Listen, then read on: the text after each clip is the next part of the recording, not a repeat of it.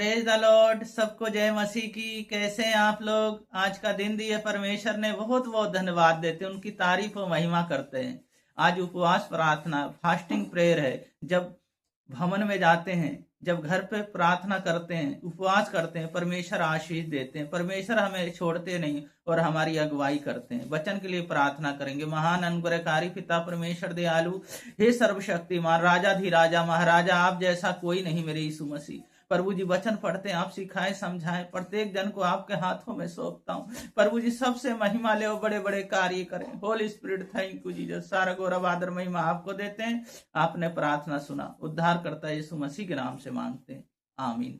वचन पढ़ेंगे एजरा 9 अध्याय उसका 5 पद। साँझ को भेंट के समय में वस्त्र और बागा फाड़े हुए उपवास की दशा में उठा, फिर अपने घुटने बल झुकाए और अपने हाथ अपने परमेश्वर की ओर फैलाए, कहा।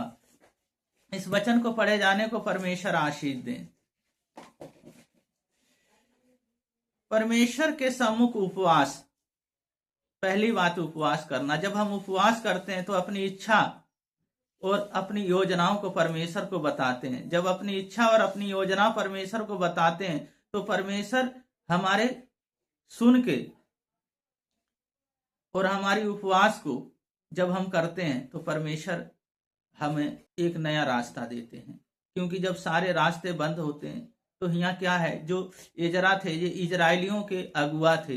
परमेश्वर ने जब इनको अगुवाई के लिए इनको सौंपा था तो इन्हें क्या करना था? इन्होंने दुखी हुए, परेशान हुए, क्योंकि इन्होंने परमेश्वर को छोड़ के अपने अपने परमेश्वर बना लिए थे। उनके अनुसार अपने जीवन को जी रहे थे और ये दुखी थे, परेशान थे। इन्होंने उपवास किया, पहली बात उपवास किया। दूसरी बात थी प्रार्थना। इन्होंने प्रार्थना किया और परमेश्वर के सम्मुख अपने हाथ को उठा के जितनी बातें थी सब परमेश्वर को कहा उन्होंने। जब परमेश्वर को कहा, हाथ उठाया, तो परमेश्वर ने उनके जीवन में कार्य किया, उनके जीवन में उस प्रार्थनाओं को सुना। और तीसरी बात थी, उन्होंने उपाय किया। जब उन्होंने उपाय किया, राजा को दया आया और इजराइल लोग भी परमेश्वर की तरफ फिरे। तो वो परमेश्वर है जो जीवन में कार्य करते हैं। जब हम उपवास और प्रार्थना करते हैं, अपना जीवन जब परमेश्वर को सौंपते हैं, पहली बात है उपवास। जब उपवास करते हैं हम दीन और नम्र हो जाते हैं। जितने रुके काम है, जो कठिन काम है, जो सुने नहीं जाते, परमेश्वर उसको सुन के उत्तर देते हैं। दूसरी बात है प्रार्थना। जब प्रार्थना करते हैं, प्रार्थना ही हमारा जीवन है। प्रार्थना हम करते हैं तो परमेश्वर के साथ हमारी संगति रहती है।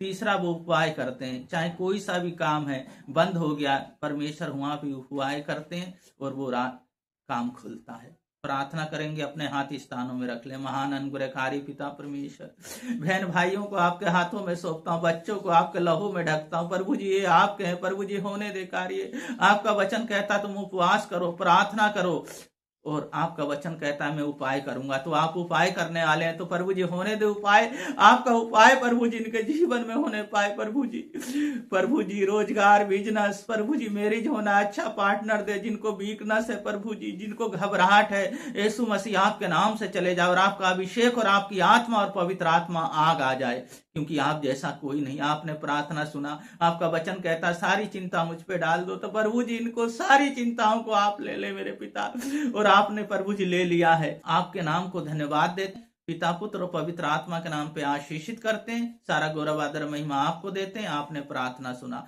उद्धार करता यीशु मसीह के नाम से मांगते हैं, आमीन।